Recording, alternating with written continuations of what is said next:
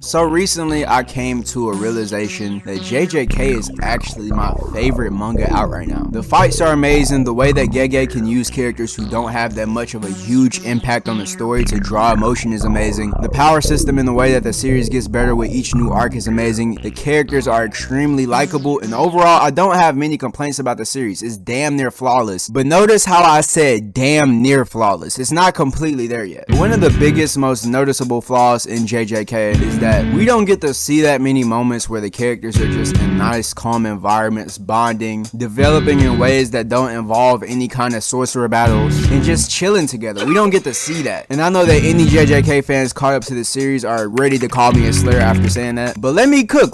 Just hear me out real quick. My favorite chapter in the entirety of Jujutsu Kaisen is chapter 64, where we are introduced to a girl named Yuko Ozawa, one of Itadori's old classmates who has a crush on him. She approaches Nobara about it to confirm whether or not he has a girlfriend already, and Nobara calls up Megami, who before this didn't really seem that interested in friendship bonding moments, and he has that. You know what Megami's character archetype is. He got that Sasuke, that little careless emo, you know what I'm saying, like just that kind of character build. So it was very intriguing watching Megami's character be invested in Itadori Yuji's love life, because it's one of the rare moments in the series where he actually acts his age. It's like all the pain he's ever faced in his life is etched onto his eyes, and you just get to watch it ease up for a moment when they bring up that Yuji might have a girlfriend. Now, to backtrack for a little bit, Yuko, back when she was friends with Itadori when they were in school, was short, fat, had dark hair, and now she looks completely different. She fucked around and had a growth spurt. Now she's tall, she's skinny, and she has light hair. But despite her glow up, she still feared that Yuji wouldn't recognize her, which becomes a big deal for the chapter. But to fast forward but still backtrack a little bit, if y'all remember Yuji and Toto's fight, we all know Yuji like the tall girls with fat asses, bro, the stallions. Now this could still be bad news for Yuko because we didn't get to see them cheeks. We never will. Back to the present day, Nobara just ends up saying fuck it and hits Yuiji in the DMs, and they have one of the funniest dialogues I've seen in the entire series, mainly because of how realistic it is and how Gege managed to capture the way people who are good friends with one another communicate perfectly in just a few messages. Yuji pulls up almost instantly due to his physical capabilities and completely eviscerated Yuko's anxiety of not being recognized by her crush by immediately greeting her. It was such a casual greeting that you would have never guessed that they went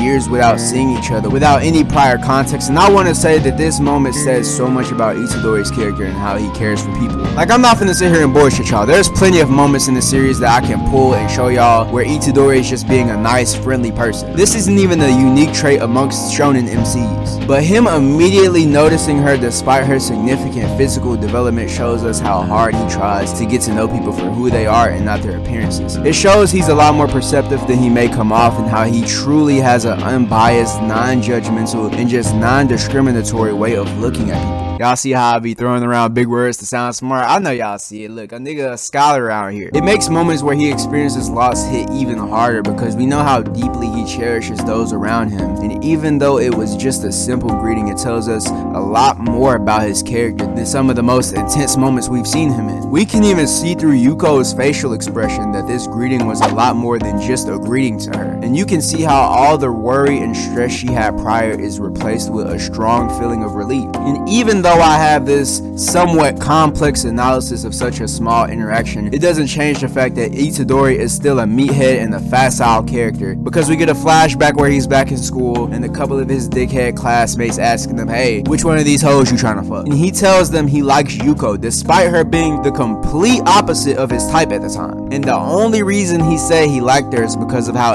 elegantly she wrote. Even though we got to see a lot of insight on Itadori's character in this chapter, I'm not gonna let him steal all the shine. I really just liked how we got to see something that rarely happens in Jujutsu Kaisen, and that's teenagers being teenagers. From the funny dialogue to the fact that Nobara and Megami were very immersed into Yuji's love life because there was no hints of him being romantically involved with anyone before this chapter, and just the simple fact that Gege managed to write a chapter about a girl having a crush on the story's protagonist in the midst of all the chaos going on in the JJK verse, giving me this warm kind of nostalgic feeling almost of just being a kid again and just hanging out with your friends and chopping it up about bitches and just, you know, y'all know what I mean, bro. I'm not gonna lie, it kind of hurt knowing that this chapter is so good to me because of how scarce moments like this are. And even though I wish moments like this were more common, I gotta admit that the scarcity of it is what makes the story so beautiful. It still doesn't stop me from wishing that we would get more chapters like this sprinkled throughout the series through these very high stake and intense moments to kind of ease the tension. But all this made me realize at the end of the day is that JJK's biggest strength and biggest flaw is intertwined. Gege does a good job not having too many character bonding moments to the point where they get boring, and is constantly giving us plot twists, amazing fights with impressive technical feats, and breakdowns of curse energy usage that makes the world seem so dense and unique because of each character having their own complex set of rules to abide by when they do battle. With that being said though, if my nigga Yuji don't get some pussy by the end of this shit, I'm gonna have to rate the whole story a 0 out of 10 and start using every fiber of my being to start showing hate to this series, cause I'll be damned if my nigga Yuji gotta go through all this fucking suffering and he don't end up landing a bad bitch.